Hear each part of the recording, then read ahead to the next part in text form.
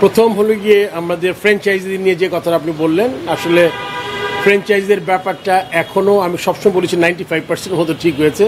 আপনি জানেন যে আমরা খুব ডিফিকাল্ট টাইমের মধ্যে দিয়ে গেছি লাস্ট 2 মাস, এখনও ওইখান থেকে আমরা খুব একটা বেশি বেরোতে পারিনি।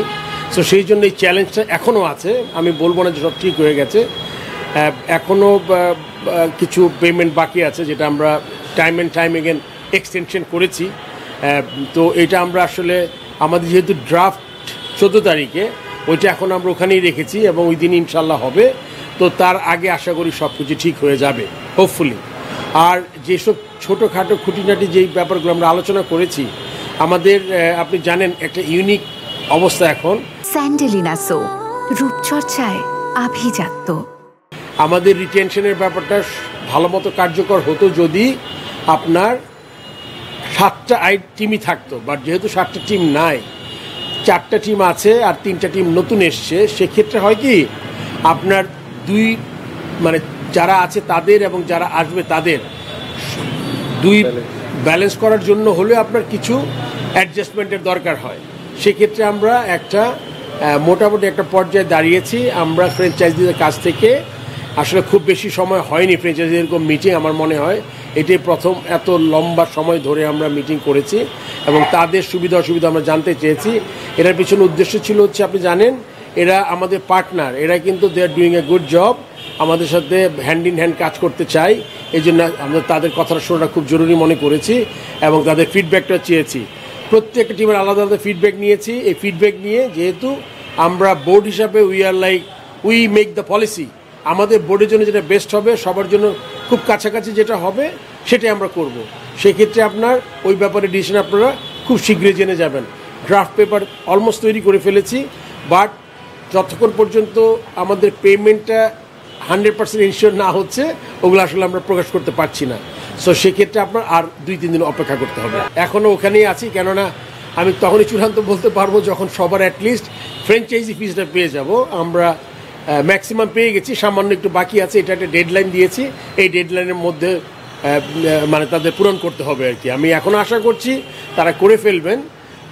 তারপর যদি না করতে পারেন সেটা তো পরের ব্যাপার, এটা পরের সময় বলতে পারবে। বাট এই মুহূর্তে আমি আশাবাদী যে তাদের যেই 1-2টা ফ্র্যাঞ্চাইজি কিছু পেমেন্ট বাকি আছে, ওই পেমেন্টটা তারা করে ফেলবেন এর মধ্যে। আসলে আমাদের আপনি জানেন প্লেয়ার ড্রাফটটা তৈরি করতে হবে, সো এটা 10 তারিখের মধ্যে আমাদের সব কিছু হয়ে যেতে হবে।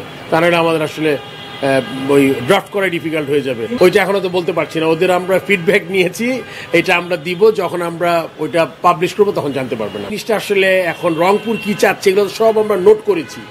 রংপুর, বরিশাল, সিলেট, ঢাকা সবার ইনফরমেশনগুলো নিয়েছি। কিন্তু আপনার বুঝতে হবে, আপনার সবার এদের তো পার্টিকুলার দলের হিসাব, তাদের নিজেদেররা তারা ম্যাক্সিমাম চাবে তাদের সুবিধা মতো।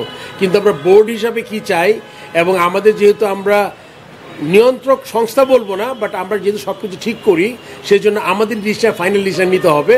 এবং এটা আমাদের সাথে ফ্র্যাঞ্চাইজির খুব বেশি পার্থক্য থাকবে না। এটা দুইটা ব্যাপার। একটা হলো কি আপনার আমাদের মন্ত্রণালয়ের প্রায় 4 জন, আর আমাদের অ্যাডভাইজার গিয়েছেন, ওখানে কিছু ফাইন্যান্সিয়াল দিক আছে।